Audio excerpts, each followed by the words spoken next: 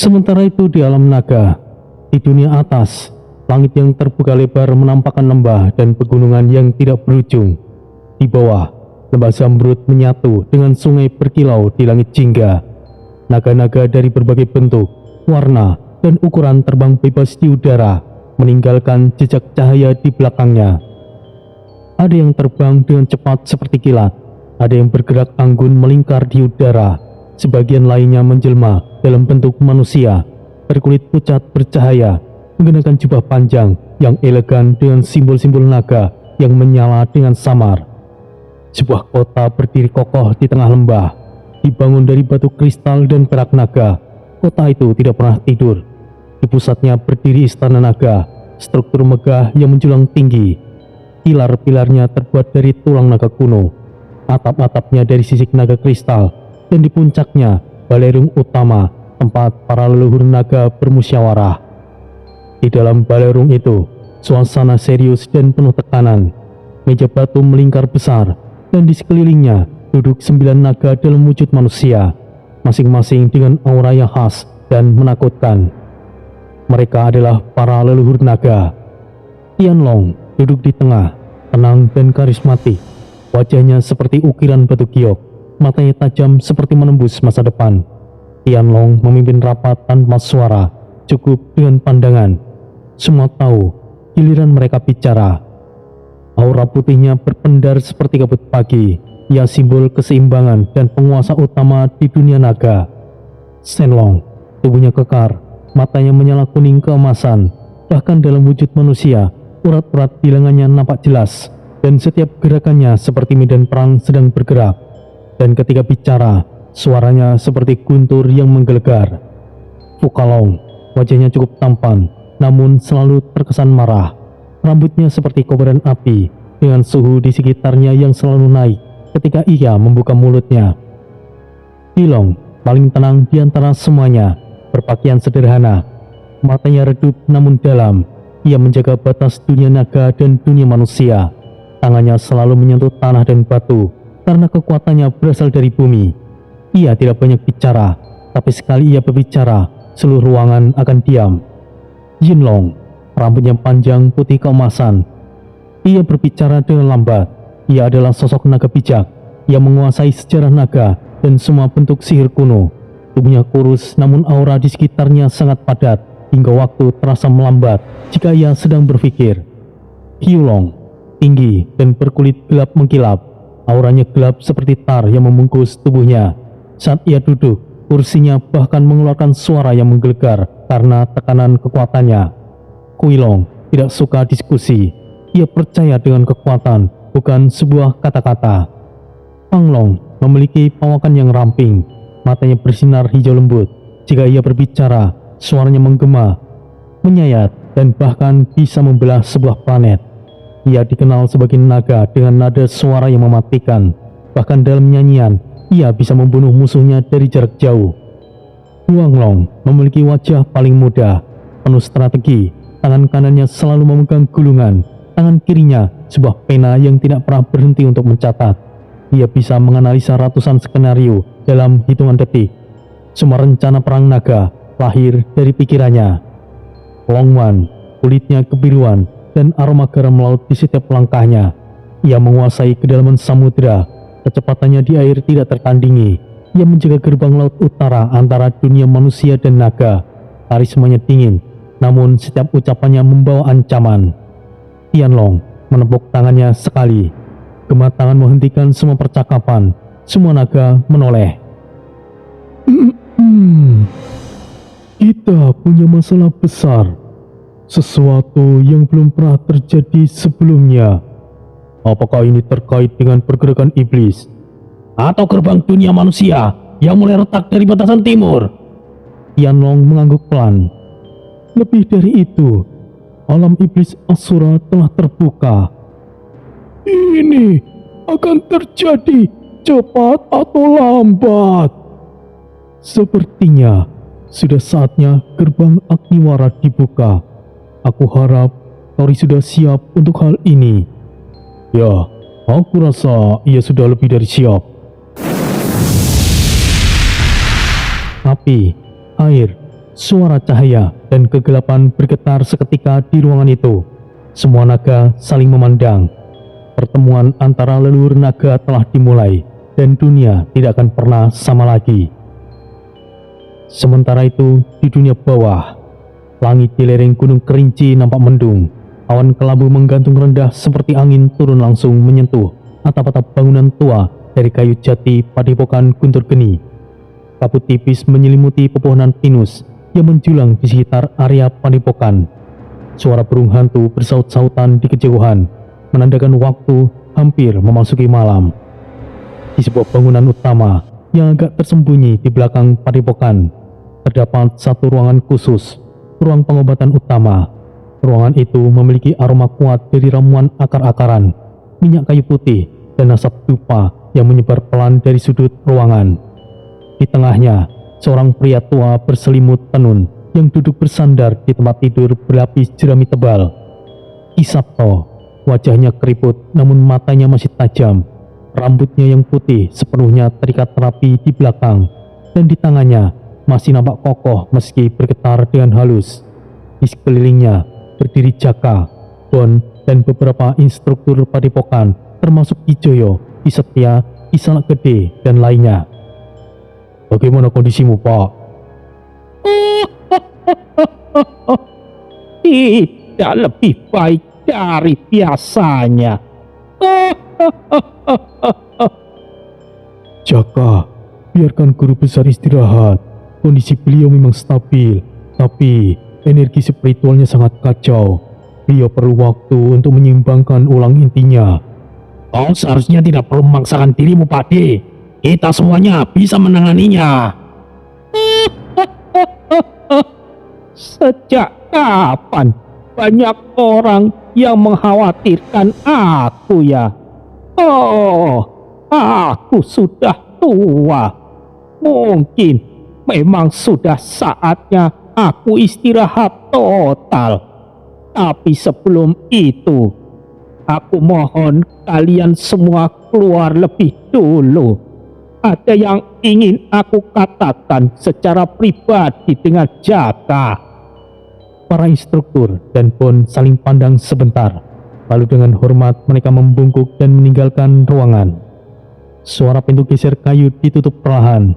Kini hanya tinggal Ki Sabto dan Jaka yang berada di dalam. Sementara itu, Bon dan para instruktur berjalan ke ruang utama padepokan. Sebuah aula luas dengan tiang kayu besar di setiap sudut. Obor tergantung di dinding, menerangi ruangan yang penuh simbol-simbol Jawa kuno, dan pusaka-pusaka tua tergantung di dinding. Bon, sebenarnya apa yang terjadi dalam perjalanan kalian? Aku dengar kalian gagal mencegah Dajjal.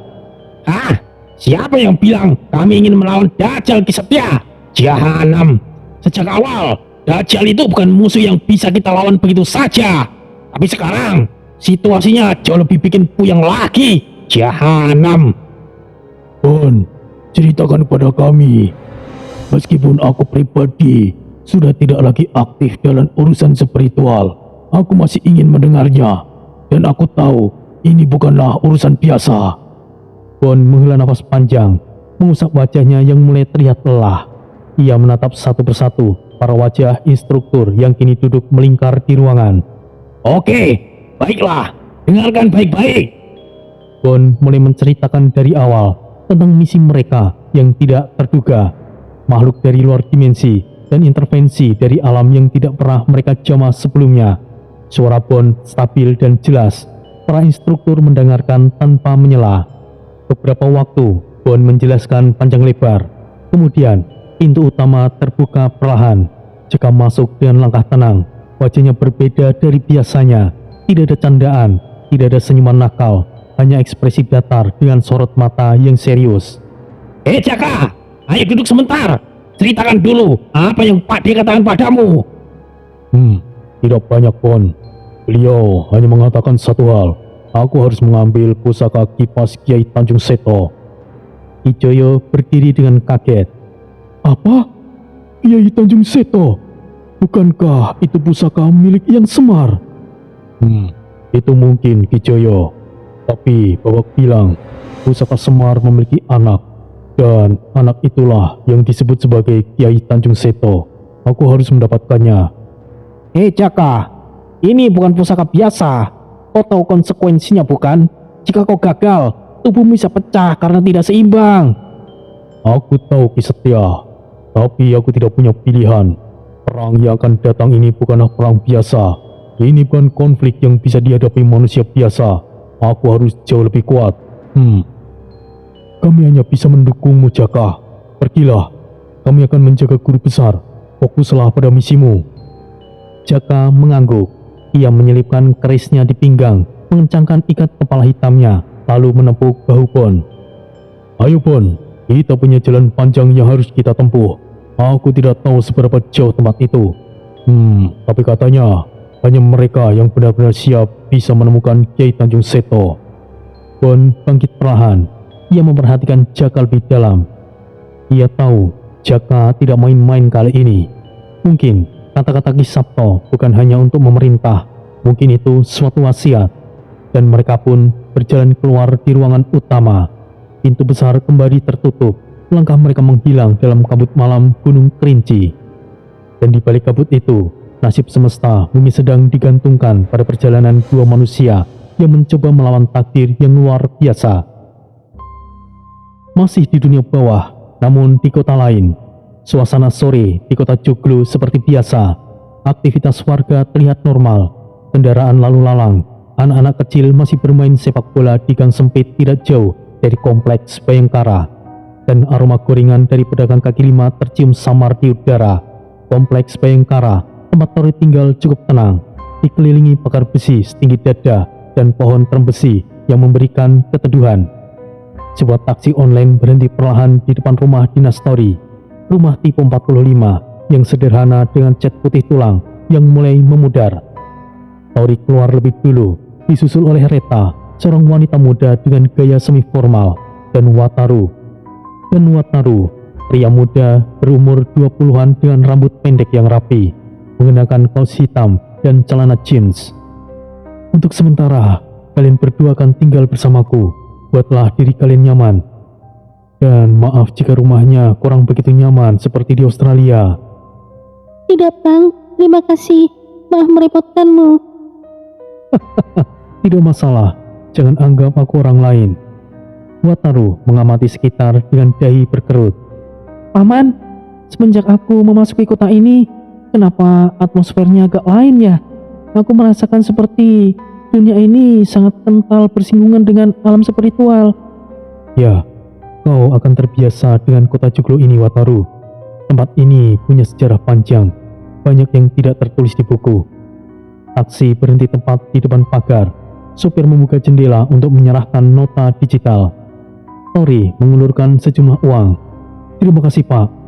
Sama-sama, Pak. Pak, ini berlebihan. Ambil saja kembaliannya. Terima kasih banyak, Pak.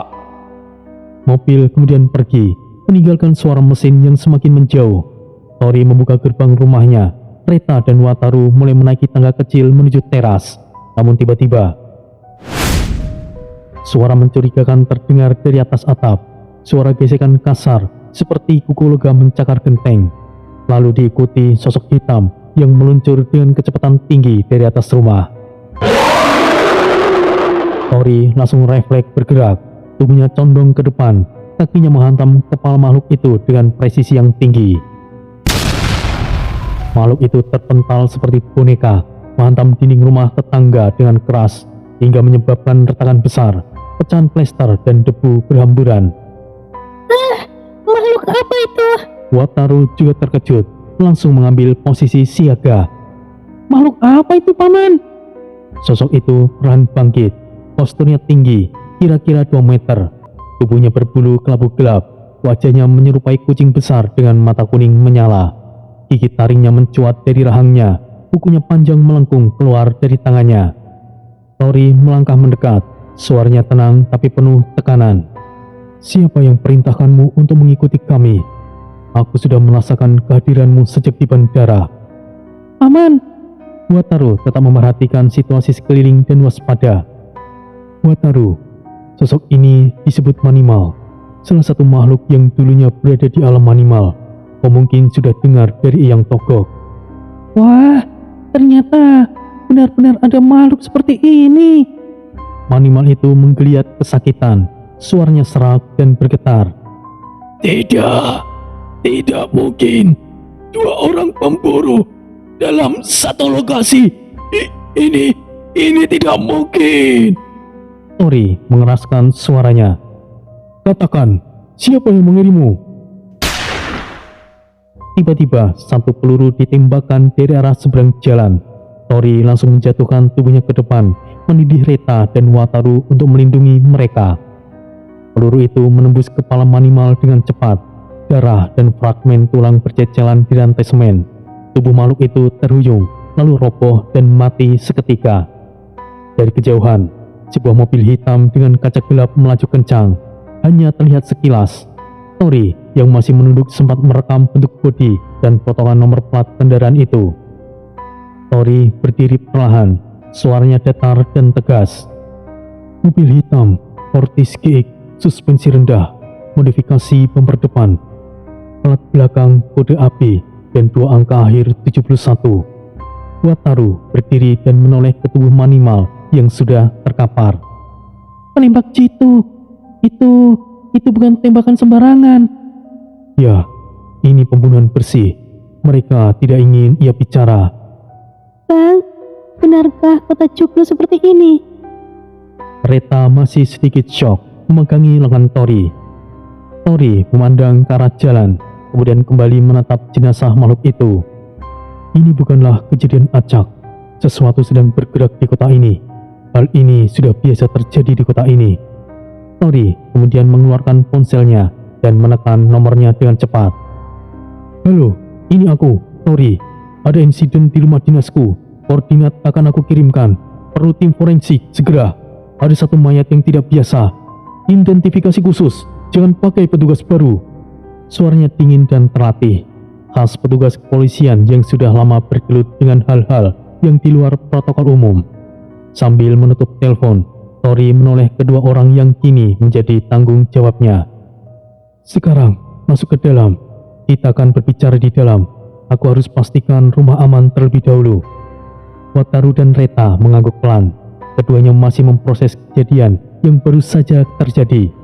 Sementara Tori berdiri di depan rumah, matanya masih menatap ke arah mobil yang sudah jauh dan menghilang. Dalam pikirannya sudah menyusun ulang langkah-langkah berikutnya. Joglo mungkin terlihat tenang, tapi ada sesuatu yang besar sedang terjadi di balik wajah kota tersebut. Malam itu, hujan tipis mengguyur kota Joglo. Udara lembab dan dingin menyelimuti kawasan kompleks Bayangkara. Beberapa kendaraan taktis militer milik polisi Kanigar parkir berjejer di sepanjang jalan kecil di rumah dinas Tori. Lampu sorot portable dipasang, menerangi lokasi kejadian. Garis polisi membentang rapi, membatasi akses warga yang penasaran. 1 unit tim forensik sibuk di lokasi. Mereka mengenakan jas pelindung putih, sarung tangan karet, dan masker. Mayat makhluk yang sebelumnya nampak seperti Manimal kini sudah berubah wujud menjadi manusia biasa. Pria tua, kurus, wajahnya kasar dan penuh luka lama. Salah satu petugas forensik mendekati Tori. Ia berdiri tegap di dekat pagar rumah. Di sampingnya, Bon, salah satu perwira senior Kanigar dengan postur agak pendek dan rambut cepat, sedang menyulut rokok. Pak Tori, identitasnya sudah dipastikan. Namanya Sarman, pemulung yang sudah dinyatakan hilang 2 minggu lalu oleh keluarganya. Tori menatap jenazah itu dan mengangguk perlahan. Besar kemungkinan ini bukanlah Manimal asli.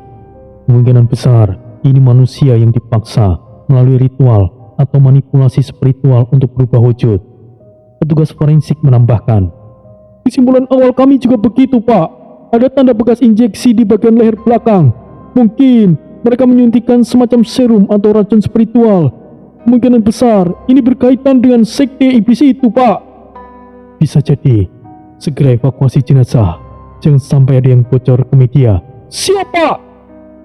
Petugas itu segera memberikan instruksi kepada timnya. Sementara Tori mengamati sekitar dengan mata yang tajam. Beberapa warga masih mengintip dari balik tirai rumah mereka. Bon berdiri di sebelahnya, menarik nafas dalam, lalu menghembuskan asap rokoknya. Tori, hal yang sama terjadi pada Kapten. Dia juga beberapa kali diserang oleh makhluk-makhluk seperti ini.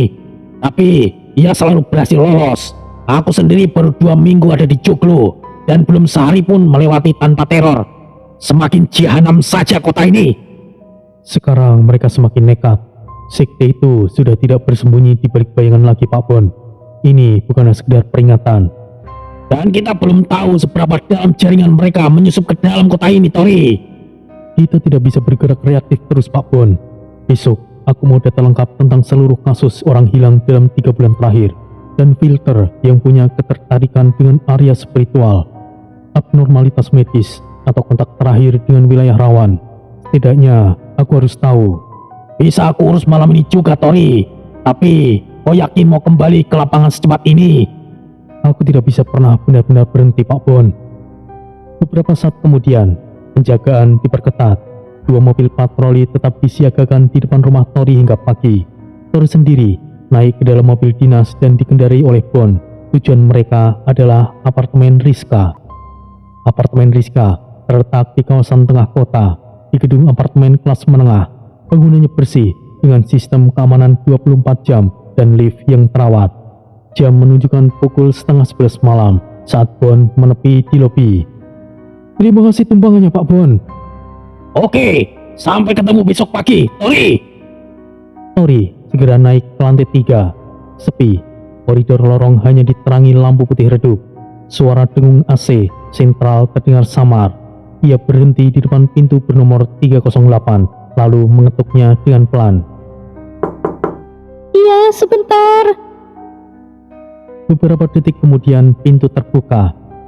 Rizka mengenakan sweater abu-abu dan celana santai, berdiri dengan ekspresi kaget melihat Tori berdiri di hadapannya.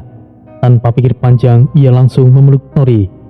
Bang Tori, Namun, ia langsung sadar posisinya sebagai penyidik dan profesional. Rizka segera menarik diri. Ia berdiri tegak dan formal. maaf Pak, aku hanya... Sudah aku bilang, kalau di luar tugas panggil seperti biasanya. Rizka tersenyum lebar dan mempersilahkan Tori masuk. Suasana apartemennya hangat, dengan pencahayaan lampu kuning dan aroma kopi yang samar. Rizka dengan sigap menyeduh kopi dan menyiapkan cemilan sederhana. Mereka duduk di sofa berhadapan. Tori meneguk kopi pelan sambil memijat lehernya yang pegal. Aku minta maaf. Setelah aku pergi, semua beban pekerjaan di Kanegar, kau semua yang mengurusnya. Aku tahu ini sangat berat. Aku tidak masalah dengan itu, Bang. Itu memang bagian dari tugasku. Aku juga sudah terbiasa menangani banyak kasus sendirian. Ya, itu tetap saja.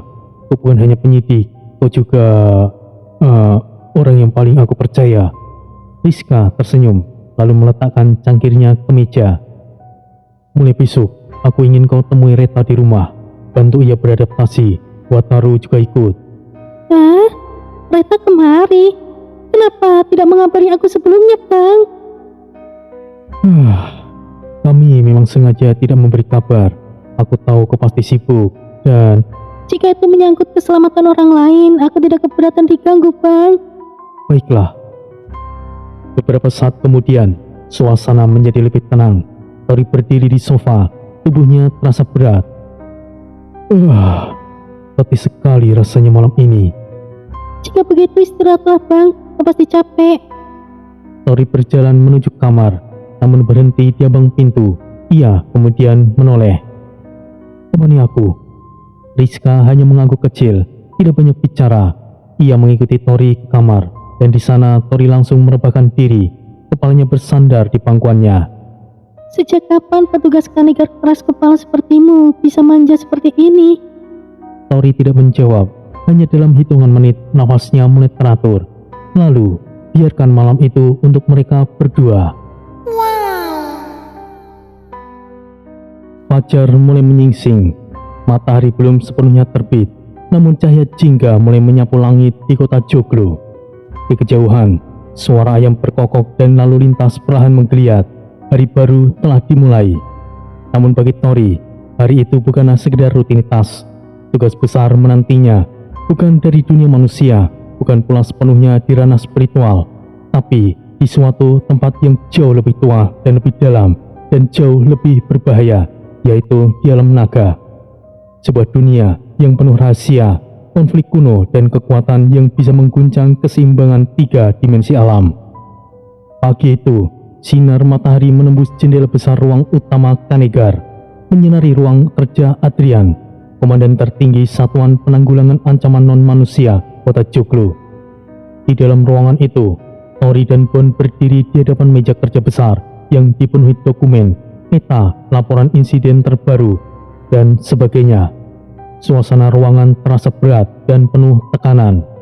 Adrian yang menggunakan seragam Kanegar lengkap dengan pangkat di bahu membuka pembicaraan dengan nada yang serius. Tori, Bon, tidak ada kalian berdua, Kota Joglo menjadi semakin berbahaya. Para manimal dan makhluk eksperimen mulai bertindak di luar batas.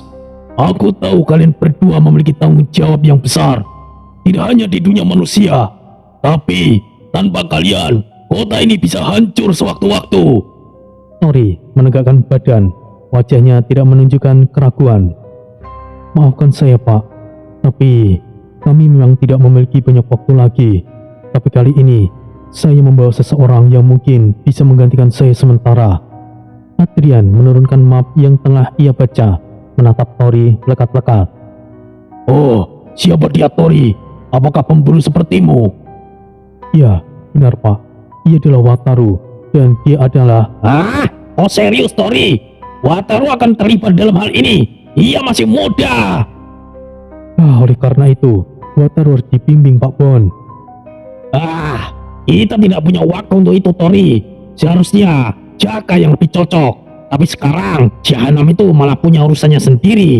Apalagi yang akan kita lakukan? Jaka pasti memiliki jalannya sendiri Pak Bon.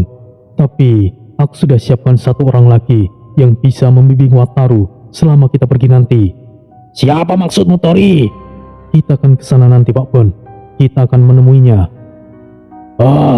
Baiklah. Aku serahkan ini pada kalian berdua. Sekarang kalian pergilah. Siapa? Keduanya memberi hormat dan segera keluar dari ruangan dengan langkah cepat dan terarah. Sepanjang koridor, para anggota Kanegar berlalu lalang membawa senjata dan berkas-berkas kasus. Situasi di markas mencerminkan tekanan yang kini semakin sering terjadi di kota Joglo. Beberapa jam kemudian, Tori dan Bon menuruni jalan sempit yang ramai di tengah pasar tradisional kota Joglo. Suasana di luar sangat kontras dengan ketegangan di markas. Orang-orang berdesakan, pedagang memanggil pembeli, dan suara kendaraan kecil terdengar saling bertabrakan. Di tengah keramaian itu, berdiri sebuah ruko besar berlantai 2 dengan papan kayu bertuliskan pengobatan tradisional suku Dayak, ramuan, dan herbal. Dinding luarnya dihiasi dengan ukiran khas Kalimantan dan gantungan akar kering. Aroma pekat dari akar-akaran, rempah, dan asap kayu terapung di udara. Pintu toko dari kayu gelondongan berat berderit saat mereka dorong masuk. Suasana di dalam tenang dan tertata rapi. Di belakang meja, sepasang suami istri sedang melayani seorang pelanggan lanjut usia. Etalase kaca dipenuhi botol kecil berisi cairan kecoklatan, kantong kain berisi bubuk tanaman, serta beberapa jimat pelindung. Tori dan Bon duduk di bangku kayu panjang di sisi kanan toko, tidak jauh dari dinding yang dipenuhi lukisan dan foto-foto upacara adat. Bon berbisik rendah menatap ke arah kasir. Oh yakin ingin minta bantuannya Tori? Bagaimana jika Wataru malah menjadi psikopat? Jangan ngawur Pak Bon, itu tidak akan terjadi. Lagi pula, banyak kejadian di Joglo yang sudah tidak manusiawi. Kita butuh orang yang bisa bentuk Wataru menjadi kuat secara mental dan fisik, bukan teori. Bon menyandarkan punggungnya, matanya masih waspada. Beberapa menit berlalu setelah pelanggan terakhir keluar, terdengar suara langkah berat di belakang toko. Dari balik pintu gantung, muncul seorang pria dengan tubuh tegap dan aura tekanan yang jelas. Rambutnya panjang diikat ke belakang, wajahnya keras namun penuh kendali. Dialah Yuda Mantike. Di belakangnya menyusul seorang wanita dengan penampilan tenang namun karismatik. Wajahnya tegas namun anggun. Ialah Cinta Lawini, istrinya. Yuda Mantike tersenyum lebar, menyambut dengan suara yang lantang. Wah, sudah lama tidak bertemu, Mas Tori, Bang Bon. Sudah lama kalian tidak mampir kemari. Tori berdiri dan menjabat tangan Yuda dengan erat. Atmosfer langsung berubah dari hangat menjadi lebih profesional dan sedikit menegangkan. Kami tidak datang untuk menemui kalian. Kami membutuh bantuanmu, Mas Yuda. Kau selalu terang-terangan, Mas Tori. Baiklah, bantuan seperti apa? Langsung ke intinya. Kami ingin kau membimbing seorang anak muda, namanya Wataru. Mas Yuda, kau mengenalnya. Dia adalah anak kereta. Ia memiliki kemampuan sepertiku setidaknya. Yuda terdiam sejenak. Suara kipas angin di langit-langit menjadi satu-satunya suara yang terdengar. Cinta menatap suaminya dan mengangguk kecil. Aku tahu ini pasti berkaitan dengan sesuatu yang sudah ingin aku hindari. Tapi aku tidak keberatan. Tapi aku tidak akan lunak. Dia akan kulatih seperti aku melatih diriku sendiri. Ya, itulah yang kuharapkan darimu, Mas Yuda. Semoga kau tahu apa yang kau lakukan, Tori. Joglo bukanlah tempat main-main. Aku khawatir dengan Wataru. Aku tahu, Pak Bon. Tapi kita tidak bisa terus lindungi anak itu dari kenyataan. Dunia ini sudah berubah. Setidaknya Wataru tidak sepertiku. Aku tidak memiliki pembimbing ataupun guru. Kau tahu itu, Pak Bon, bagaimana kerasnya perjuanganku selama ini. Bon hanya mengangguk dan Yuda menyilangkan tangan di dada. Wajahnya kini datar dan profesional. Bawa kemari ke sini besok pagi. Setelah itu, biar aku yang mengurusnya. Terima kasih. Maaf merepotkanmu, Mas Yuda. Cinta. Sama sekali tidak. Benar bukan begitu, Cinta? Itu benar. Sudah lama kami butuh teman seperti Wataru. Di toko herbal itu, keputusan besar baru saja dibuat. Seorang pendekar pembunuh berdarah dingin kini memegang masa depan putra Tori, bukan sebagai pewaris darah, tapi sebagai calon pemburu yang akan berdiri di garis depan menghadapi mimpi buruk kota Joglo. Entah akan menjadi semengerikan apa Wataru. Gurunya adalah Ki Sabto, bahkan yang Togok. Aris adalah ayah angkatnya, Tori ayah kandungnya, Reta ibunya, dan kini pembimbing fisiknya adalah Yuda Mantike yang terkenal kejam dan haus darah. Bahkan sebelumnya, Bon juga sempat menjadi pembimbing Wataru. Udara malam di kota Joglo terasa berat. Langit kelabu menekan suasana, seolah ikut menyadari sesuatu yang besar sedang terjadi. Di atas atap bangunan tua Kanegar, angin malam menerpa jas tempur Tori yang berkibar dengan keras. Ia berdiri tegap, memandangi kota untuk terakhir kalinya sebelumnya pergi. Tidak untuk bersembunyi, tapi untuk menghadapi sesuatu yang jauh lebih besar daripada dirinya sendiri. Setelah pertemuan di Tua Yuda, Tori dan Bon berpisah tidak lama kemudian. Tori tidak memiliki banyak waktu lagi. Persiapan menuju ke alam naga sudah hampir selesai.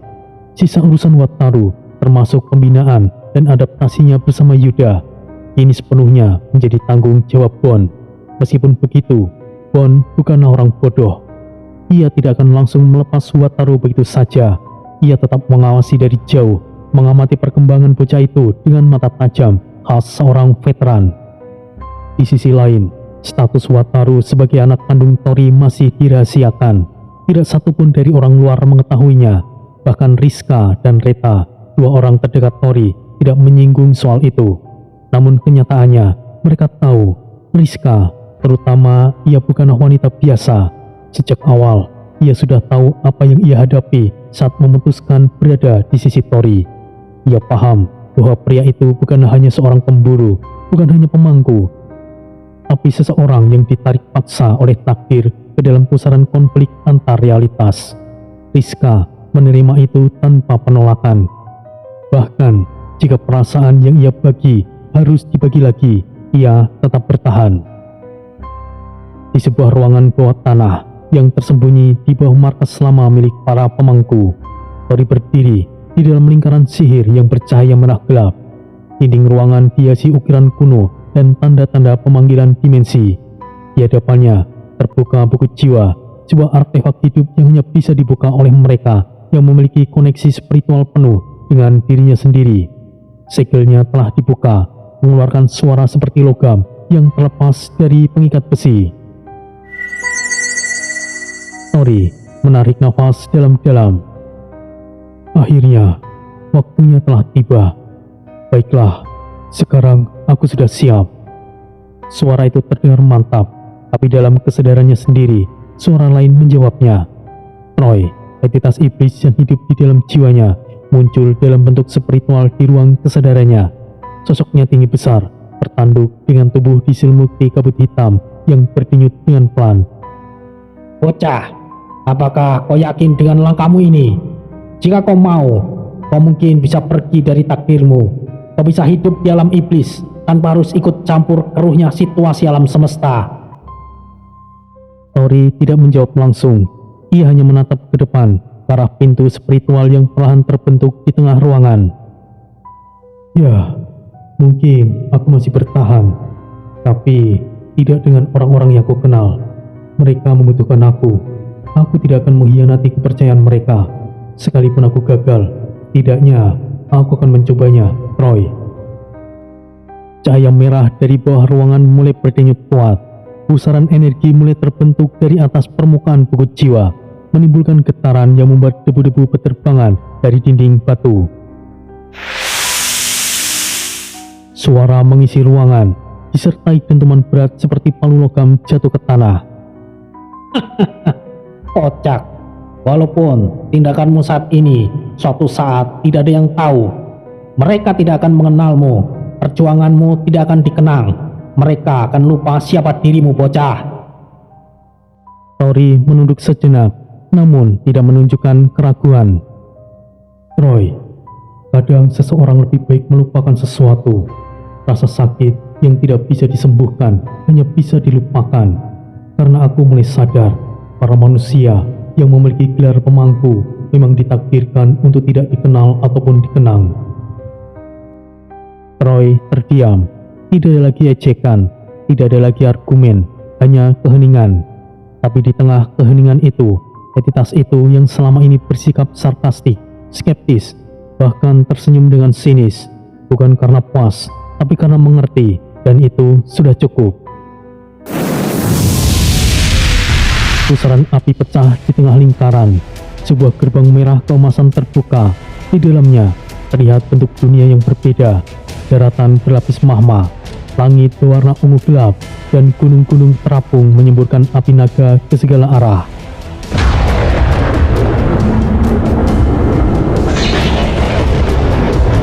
Suara terdengar dari jauh di dalam portal.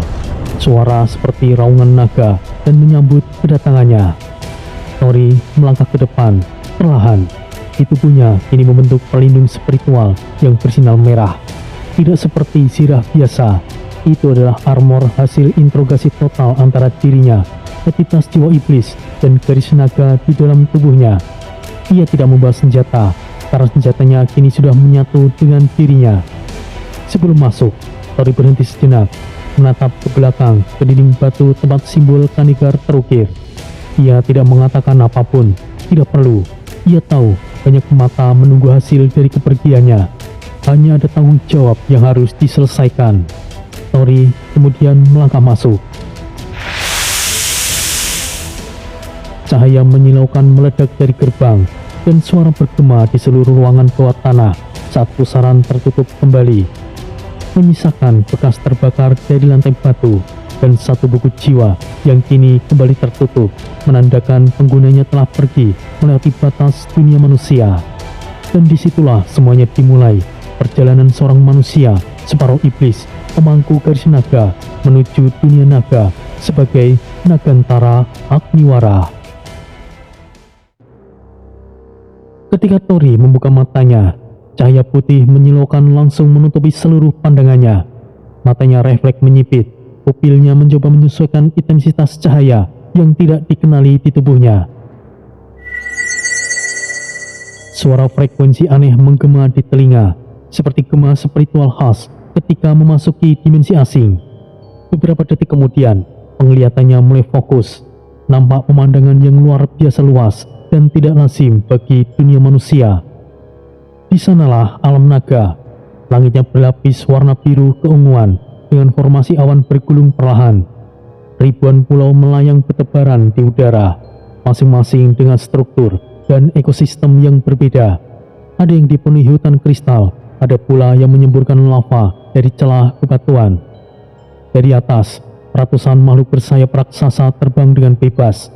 Naga dari berbagai ras, dari yang bertubuh besar hingga sisik besi, hingga naga langit dengan tubuh panjang dan bersinar. Mereka semua nampak sibuk tapi tertib. Tori berdiri di depan sebuah gerbang raksasa berwarna hitam merah dengan garis emas menyala yang membentuk simbol kuno. Di kanan kirinya, gerbang berdiri 9 patung leluhur naga, masing-masing setinggi menara. Dengan desain wajah yang berbeda, melambangkan karakter, kekuatan, dan era mereka. Tori menarik nafas dalam. Sudah berapa lama aku tidak kemari? Selalu ada perubahan yang sangat mengejutkan. Ia melangkah masuk, melewati gerbang yang terbuka dengan lebar. Suara engsel raksasa masih samar terdengar, seakan baru saja dibuka setelah ratusan tahun tertutup. Namun, yang membuat Tori heran, tidak ada satupun yang memperhatikannya. Aktivitas di dalam gerbang berjalan seperti biasa. Di sepanjang jalan berbatu hitam, berjajar kios dan tenda dagang. Naga yang menjelma menjadi manusia berjalan santai, berpakaian sopan, berbincang, tawar-menawar, dan ada pula yang mengangkut peti logam menggunakan hewan naga kecil seperti kuda. Sekarang, aku harus pergi kemana ya? Mungkin aku akan bertanya kepada pedagang di sana. Tori melangkah ke arah salah satu tenda berdinding kain merah, bertuliskan huruf naga kuno. Di depan tenda, seorang pria parubaya berambut putih kelabu, menggunakan mantel kulit naga, berdiri memegang tongkat sihir pendek. Di belakangnya, batu-batu kristal dalam berbagai warna ditata rapi di atas meja logam. Mampirlah, mampirlah! Batu sumber energi hanya 20 koin naga. Batu api langka dari Pulau Timur, cocok untuk regenerasi atau peningkatan sihir tempur. Mampir, mampir! Tori mendekat dengan tenang. Permisi. Selamat datang pelanggan. Apa yang bisa saya bantu? Apakah kau butuh sumber energi tambahan? Ada banyak pilihan, silahkan dipilih. Maaf, aku hanya ingin bertanya, di mana aku bisa bertemu dengan para leluhur naga? Penjual itu langsung mengernyit.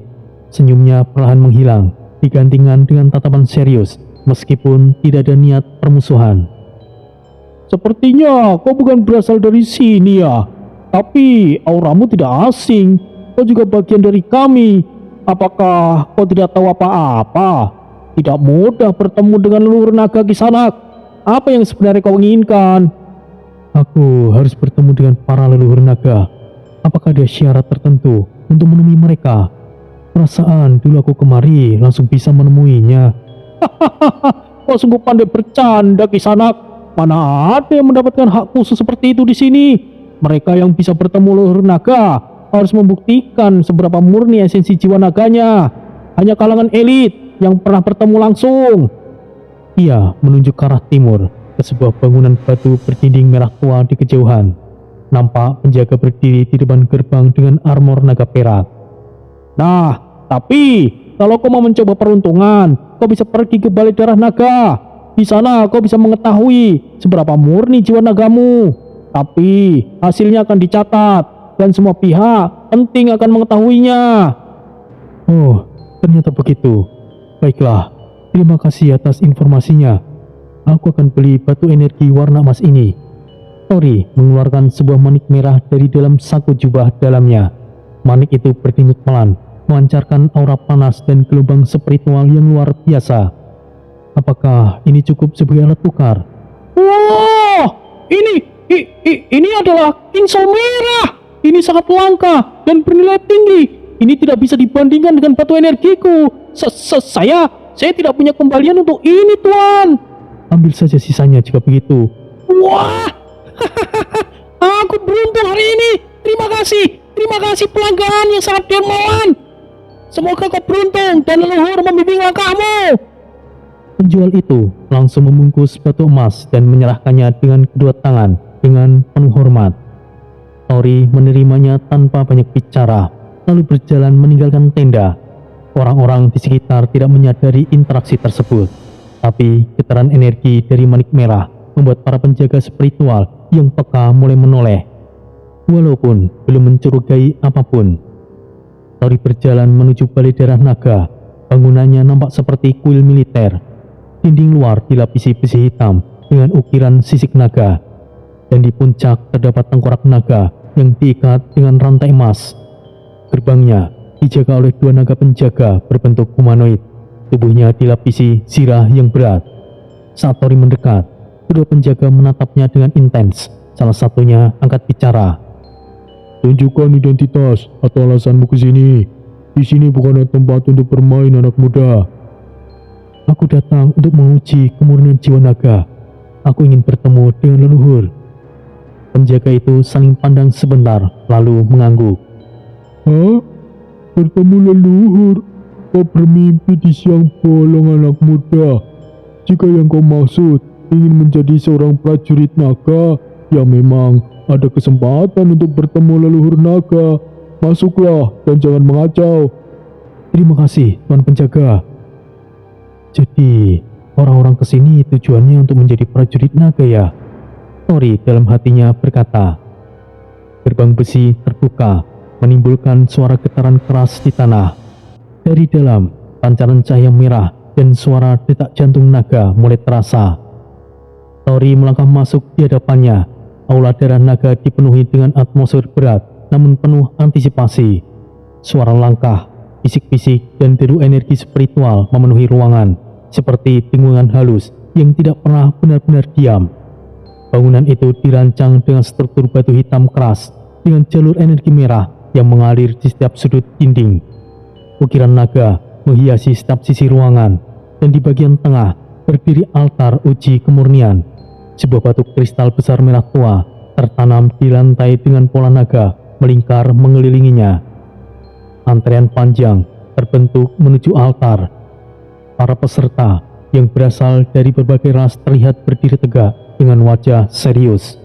Beberapa ada yang menggunakan pakaian prajurit, ada pula yang nampak seperti pengembara ataupun siluman dalam wujud manusia.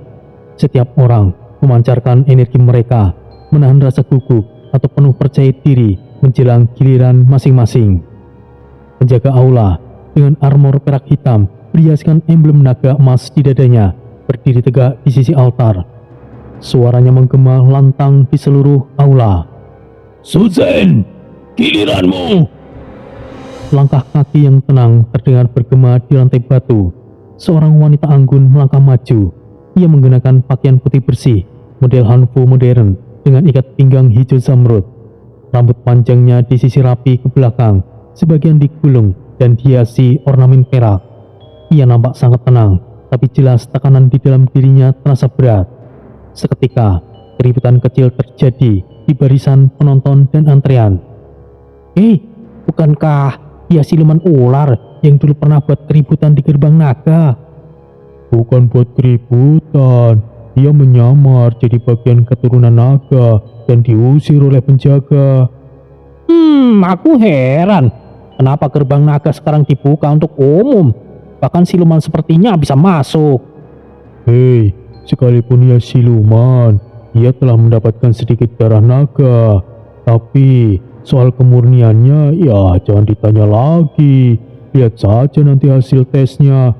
Dan mengenai gerbang naga dibuka untuk umum, aku dengar perang semesta akan segera pecah. Sekarang alam naga butuh banyak prajurit. Aku takut jika berkaitan dengan perang.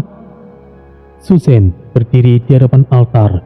Ia menarik nafas dalam-dalam, lalu meletakkan kedua telapak tangannya di atas batu kristal. Cahaya merah mulai menyebar dari permukaan batu, membentuk lingkaran energi yang naik perlahan. Suara resonansi tajam bergema di seluruh aula. Cahaya batu kristal itu melonjak, namun hanya sesaat. Sinar merah itu langsung meredup, menyisakan suara letupan yang halus. Suzen, gagal. Giliran selanjutnya. Suzen menunduk, bahunya bergerak pelan. Ia berusaha tetap tenang, ia maju satu langkah. Tolong, izinkan aku mencoba sekali lagi. Kau gagal. Ketahuilah dirimu, siluman. Sudah beruntung kau bisa masuk kemari. Selanjutnya. Komentar penjaga itu dingin dan tajam, membuat beberapa peserta lain menahan senyum meremehkan. Suzanne tidak berkata lagi. Ia hanya membungkuk singkat, lalu berjalan perlahan meninggalkan altar. Tidak ada satupun orang di sekitar yang menatapnya dengan simpati. Semuanya menilai berdasarkan darah, bukan perjuangan. Di baris antrian, Tori melihat semuanya itu dari awal. Sorot matanya tidak sekedar penasaran, tapi ada rasa tidak nyaman di dalam dadanya. Ia memperhatikan ekspresi Suzanne, langkahnya yang berat, dan terutama reaksi semua orang. Ia tahu betul betapa sulitnya berdiri di dunia yang hanya melihat garis keturunan. Tori memutuskan keluar dari antrian. Langkahnya cepat dan tegap, menyusul Suzanne yang sudah hampir mencapai gerbang aula. Beberapa orang memperhatikan Tori yang keluar dari antrian, namun tidak ada yang berani untuk menegur. Tori tidak bisa melihat seseorang yang dirudung, dikucilkan, dan sebagainya. Terlebih, itu adalah wanita cantik. Sekali lagi, apakah Master Garangan akan beraksi